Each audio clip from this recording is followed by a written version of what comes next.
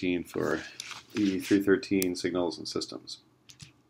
So, preview of today's lecture, I'm going to start talking about the frequency response of a system to explain how an LTI system acts as a filter.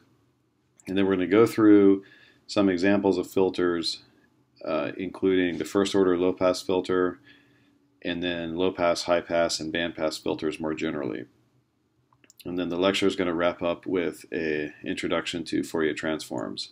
And so we're going to divide the Fourier transform essentially by looking at the Fourier series of a particular waveform and letting that go to infinity. And then we're going to cover the Fourier transform more thoroughly in the recorded lecture for Thursday. So the relevant sections of Oppenheim-Wilsky are 3.8, 3.9. This corresponds to frequency response and filters, and 4.11 for the introduction to the Fourier transform. So building intuition on the frequency response.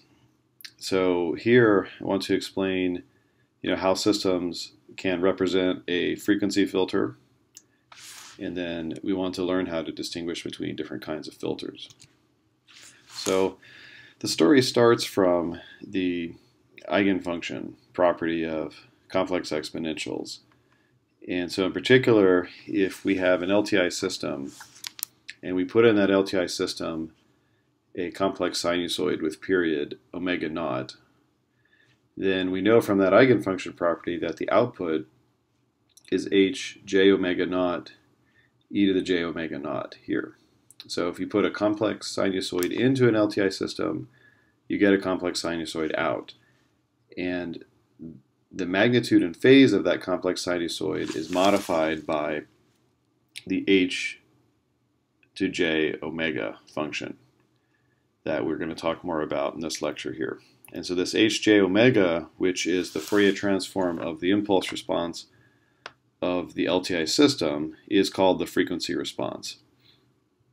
And so the effect is that the frequencies, amplitudes, and phases are changed by the LTI system, and we call this action filtering. So that's highlighted over here.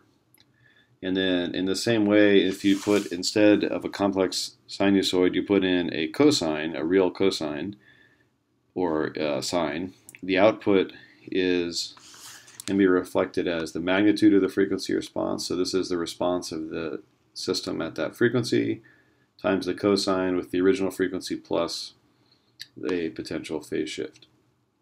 And so we call h of j omega as the gain of the system at frequency omega naught, but it's a complex number, so it would actually be gain and a phase shift. So, how do you find the frequency response? Well, if we have the system response, which was given in a few lectures ago, by h of s, you would just substitute in j omega. If you have the impulse response, you compute its Fourier transform, and we're going to talk more about this at the end of this lecture and the next lecture. Specifically, what you do is you integrate the impulse response h of t from minus infinity to infinity e to the minus j omega t dt. And note that this omega here is a variable, so it's a real number. It's not the period. It's an omega here, and we write this function of j omega because we can obtain it but from h of s, substituting in s is equal to j omega. Now, if the system is described by a differential equation, then we can write the system response, remembering that everywhere you see a derivative, you replace that with a power of s. And so we can write the system response as the ratio of these two polynomials, or the coefficients of the polynomials, are bk in the numerator and ak in the denominator. And we take this h of s, and then you evaluate h of s at j omega, and that gives you the frequency response. So these are three different ways to get the frequency response that works for essentially any system. Now, if you didn't have the impulse response of the system, then you might need to find the impulse response first before, for example, pursuing the Fourier transform. Now, I'm going to go through a detailed example here that hopefully explains the concept of filtering here. So in this example, we're going to consider what is called an ideal low-pass filter. And this low-pass filter is ideal because it has a very sharp cutoff. So I'll explain what it is right now.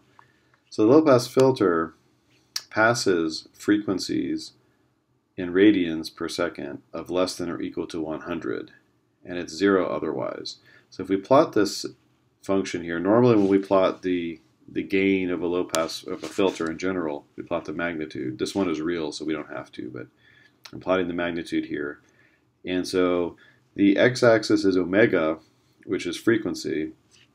The y-axis is the magnitude, and so the frequency response of this system, the frequencies from minus 100 to 100 are passed, and the frequencies greater than 100 radians per second are stopped.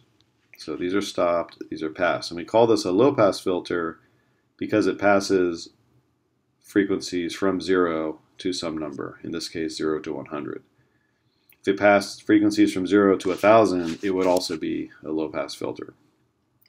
And then we call it ideal because of the sharp transition. So you see this right here, this is often called a brick wall effect. So the signal changes very abruptly from 1 to 0. And this is Okay, so now let's filter the following rectangular signal, square wave, x of t here. So this is a square wave signal with an amplitude of 4 that goes from minus 120 to 120 as a period of 1/5. And this looks just like the general square wave waveform that we've seen in several subsequent lectures with period 1/5, t1 of 1/20th, and fundamental frequency 2 pi over 1/5, which is 10 pi. So we're going to take this signal and put it into that ideal low-pass filter. So from the past lecture, we can deduce that the Fourier series coefficients of x of t are given as follows here. So this is the general formula that we derived in the past lecture. A of k is 1 over pi k for sine 2 pi k, t1 over t, k not equal to 0, and then for k equals 0, it's 2 t1 over t. So substituting in the values of t equal to 1/5 and t1 equal to 1/20th, we get a of k is equal to 4 over pi k times sine of pi k times 1/2, and then a0 is 2. And so here's a plot of the Fourier series coefficients. You see the one at k0s goes up to 2, and then these are the other coefficients here. And then some of the coefficients are 0 because of the zeros in the sine function here. Okay, so now we're going to go through and look at some different types of filters. And so you should be able to distinguish between them and explain the key concept behind low pass, high pass, and band pass filter. So this is a low pass system filter. So it's a system that passes low frequencies that then attenuates high frequencies. So in purple here, this is the frequency response, and I've just plotted the real portion, or sorry, I plotted the portion from 0 to omega, but there would be a negative portion as well. And then the part that's an ideal low-pass filter would have a purple cutoff here with an abrupt, sharp transition going to 0. And then a practical low-pass filter has something like the blue response, where there's some degradation towards the cutoff, and then it decays towards 0. And there are two regions of importance. The first is what's called the pass band, which is generally the band where the signals are passed, and that's usually for a low-pass filter from 0 up to about the cutoff frequency. And then the attenuation region is from the cutoff frequency to infinity. Now in practice, there's a region in the middle here which we call the transition band. So often the pass band and the stop band are defined slightly differently than this, but I'm trying to give you the intuition here. So now let's look at a special case called the first order low-pass filter. So this is a filter that corresponds to a linear constant coefficient differential equation defined as follows. So this is a first order differential equation. There's dy dt plus a y of t is equal to x of t. So at this point, a is the only parameter that we have to play with. Now looking at this in terms of the system response, so we replace the derivatives with powers of s and rewrite y of t as y of s. So we can rewrite this as s plus a times y of s is equal to 1 times x of s. So therefore h of j omega, substituting in for s is equal to j omega, is p j omega over q j omega, which is 1 over j omega plus a. So this is the frequency response for this first order differential equation. Now what does the system gain h of j omega? Well, this is the magnitude of the filter as a function of omega. So because the structure is j omega plus a is real, j omega is imaginary, the magnitude of that is going to be the square root of the sum of the imaginary part squared plus the real part squared, or 1 over square root of omega squared plus a squared. Now for filters, a lot of times we talk about their gain in terms of dB instead of in terms of magnitude. We talked about decibels, I think it was either the first or the second lecture. So if we put the magnitude of the filter in dB, that's going to be 20 log 10 of the magnitude, or 20 log 10 of omega squared plus a squared to the minus 1/2, which is equal to minus 10 log 10 omega squared plus a squared. Now, let's look at what does the gain mean in terms of the frequency response. So here's our frequency response in dB. So let's look at some special cases here. So for values of the frequency much less than a, in this case here, if omega is small relative to a, we can neglect it. And so we can instead write this as minus 20 log 10 of a. So for very small frequencies, the gain of the filter is essentially minus 20 log 10 of a as a constant. Now for very high frequencies, through the same logic, we can neglect the a squared because the omega is much larger. And so then we can write this as minus 20 log 10 of omega. And so what happens here is that the frequency response is decreasing as omega increases. And then, as I mentioned earlier, there's a region where omega is approximately a, and this is the transition region, and we usually ignore that. So here's the response of that plotted. This is h of j omega here. This is plotted in dB, and this is a log scale. And so what you can see, and so this dashed line is the actual response, and the black curve here is the approximate response. So this is minus 20 log 10 of a, and then this is the curve minus 20 log 10 of omega. You see that's linear. It's going to be linear on the log scale, so that decreases 20 dB per decade. So the filter passes signals up to about a, and then after a, there's 20 dB per decade of attenuation. So this is not an ideal low-pass filter, which would come down here at a, but it has a gradual roll-off. So it attenuates higher frequencies, but it doesn't attenuate them as efficiently as the ideal low-pass filter. But the advantage is that we can build this filter rather easily because it can be represented as a first-order differential equation, which we can implement easily using a simple circuit. Now, let's look at an example where we use this filter to design a simple audio filter. So we're going to use the first-order low-pass filter. We're going to have a cutoff of 1.6 kilohertz, which is about 10,000 radians per second, and a passband amplification of 40 dB. So if we allow the filter to have gain, then a general first-order equation has the following form. H of j omega is equal to g over j omega plus a. And so we want to determine the value of the gain g and the cutoff frequency a to satisfy the design properties of this low-pass filter here. So the gain in terms of dB, taking the 20 log 10 of that magnitude response, is 20 log 10 of g minus 10 log 10 of omega squared plus a squared. So what's happening is we're taking the curve that we had before, which is this black curve here, and we're shifting it up by 20 log 10 of g. So the intercept here was minus 20 log 10 of a, magnitude of a. So now we're shifting it by 20 log 10 of g.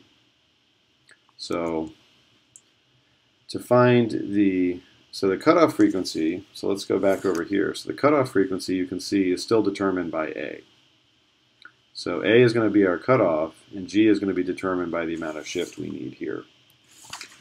So the cutoff frequency is basically 10,000 radians per second.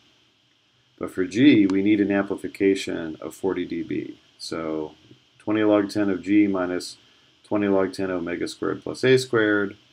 Now we're looking at the case where omega is small. So it's 40 dB is equal to 20 log 10 of g minus 10 log 10 of 10 to the 8. So 10 to the 8 right here. So this is 10,000 squared. And so 10 log 10 of 10,000, this is 80. So we have 40 is equal to 20 log 10 of g minus 80, or 120 is equal to 20 log 10 of g. So g has to be 10 to the 6. So the resulting frequency response with the number substituted in is 10 to the 6 over j omega 10 to the 4th. And then the resulting differential equation would be dy dt plus 10 to the 4th y of t. So that's the 10 to the 4th down here, is equal to 10 to the 6th x of t. And that's the numerator here. So this was a simple example to show you how you can manipulate that low-pass filter by adjusting its cutoff and changing the gain to meet the target design requirements. So that was an example of low-pass filter.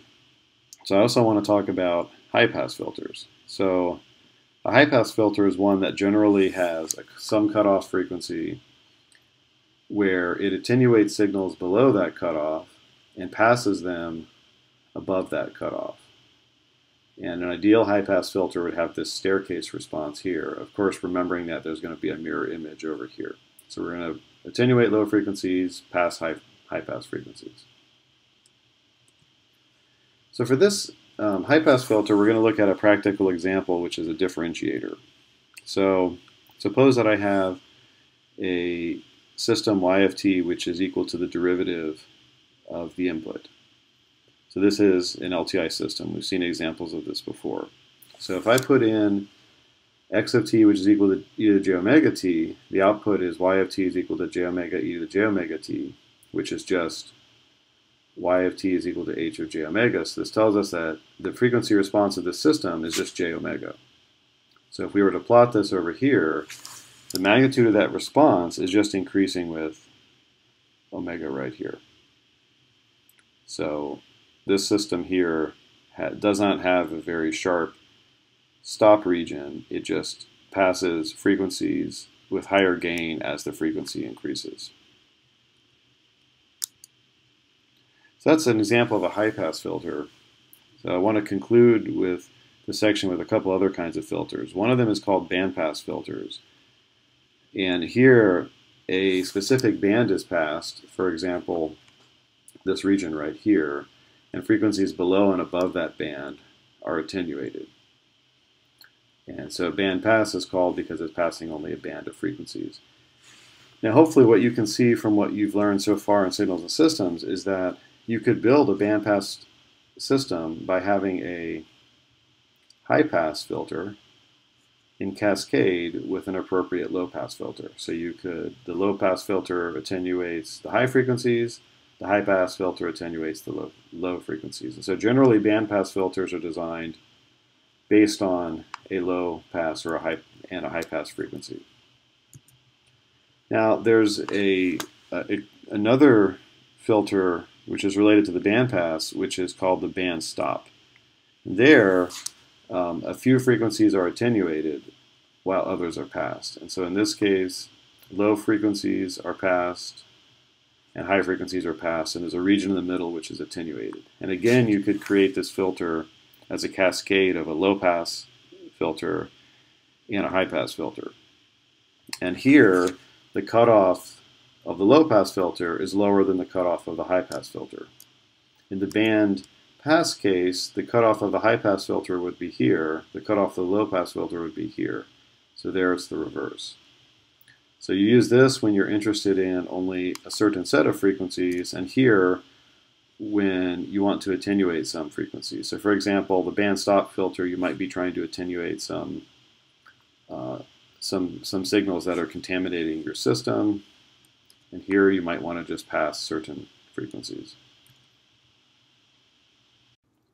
So I'm going to conclude this lecture with an introduction to the Fourier transform. And so here I'm going to go through the very beginning of chapter 4 and explain to you how we can obtain the Fourier transform from the Fourier series. So the story starts off with a review of the Fourier series here. So remember that periodic signals that are well behaved and satisfy the Dirichlet conditions can be represented as a sum of complex sinusoids. So this is a periodic signal x of t. It's a sum of complex sinusoids with frequency e to the j k omega naught. So it's the 0 plus harmonics of omega and beyond. And all the information x of t is contained in the fundamental frequency and the Fourier series coefficient. So if you know omega naught and the Fourier series coefficient, you can construct x of t. And in fact, you know everything about x of t there is to know. So what about aperiodic signals? Well, in the real world, most of the signals that we care about, in fact, are not periodic. The Fourier series is a great for periodic signals, but it doesn't mean anything if the signal is not periodic because we can't find the omega naught. So is it possible to represent an aperiodic signal somehow as a sum of sinusoids? And the answer is yes, using the Fourier transform. So to understand the Fourier transform, consider the periodic unit pulse signal. So we've considered this signal now several times. So we're going to look at a particular case where the x of t, the magnitude is 1, and the cutoffs are minus 1/2 and 1/2. And the Fourier series coefficients of this are sine of pi k over t divided by pi k. So now, what happens if we increase the period of the signal? So what I mean here is that we're going to keep the shape of the signal within one period the same, but we're going to progressively move the replica here from 2 to 4 to even higher here. And so what happens to the Fourier series coefficients? So let's see. Let's look at an example for x of t is equal to 2. So what I'm going to do here is these are the Fourier series coefficients. So it's a of k is sine of pi k over 2. We've been through this calculation several times now. A0 is 1/2. A minus 1 is 1 over pi, minus 2 is 0, and minus 3 is minus 1 over pi 3, and so on. And I'm going to plot this with respect to frequency. And so this is the 0 frequency. So the first frequency comes because omega naught is pi. We're going to get an impulse at pi. The second harmonic is 0. So we're going to get nothing at 0. The third harmonic is minus 1 over 3 pi. So it occurs at frequency of in this case of 3 pi. So 3 times omega naught. And then the envelope of this is that function called the sinc that I talked about before. So the sinc is the red dashed function, and then the blue are its samples. Now let's increase the period to 4. So if we increase the period to 4, ak becomes sine of pi k over 4 over pi k. Omega naught is pi over 2. And so now these frequencies start at 0, pi over 2, pi, 3 pi over 2, 2 pi, and so on here. So these are deltas at the different frequencies there. And basically we get twice the number of samples now in the frequency domain. And then this is just the calculation of the coefficients here. So what you can see is that in frequency, as we increase that period, the density is getting higher and higher and higher. And remember, we're plotting this with respect to frequency, not the index k. So we're plotting with respect to k omega naught. So by the same logic here, what happens if we let t go to infinity? Well, if you were to do this like in MATLAB and pick t to be very, very large, what you would see eventually is something that looks like this here. And this is, in the limit, becomes a full sync wave, basically a continuous frequency response. And this is exactly the Fourier transform. So effectively what happens is, as t grows large, and there's a discussion of this in the book, but the analysis equation, so you integrate over one period, divide by the period to get the Fourier series coefficient, and then omega is 2 pi over the period. Well, if t goes very large, it turns out that this equation becomes the integral from minus infinity to infinity, x of t e to the minus j omega t. So you've got the integration region increases, and then you're dividing by the same amount here, so that goes from minus infinity to infinity. And then similarly, the reconstruction equation goes from, instead of summing from minus infinity to infinity, becomes an integral from minus infinity to infinity of omega, x of j omega e to the j omega t. And that whole thing is divided by 1 over 2. And this is here because we're using radians to represent frequency. So this right here is the key Fourier transform analysis equation. So it takes a function x of t, integrates with respect to e to the minus j omega t to produce x of j omega. And so here, omega is any real number. So it doesn't have to be a function of 2 pi over t, which makes sense because the Fourier transform, the omega is not periodic. So we can't have an omega naught here. And then the Fourier transform, the synthesis equation, we're building x of t, little x of t, from linear combinations of complex sinusoids of all frequencies.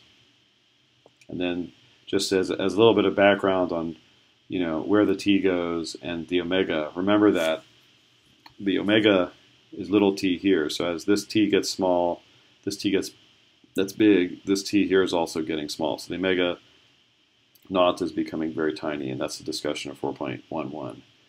So we're going to see more about this in the next lecture when we go through the Fourier transform. So to summarize, the frequency response of an LTI system, it describes how the output behaves as a function of the frequency of the input. And it's based on the principles of eigenfunctions and transfer functions.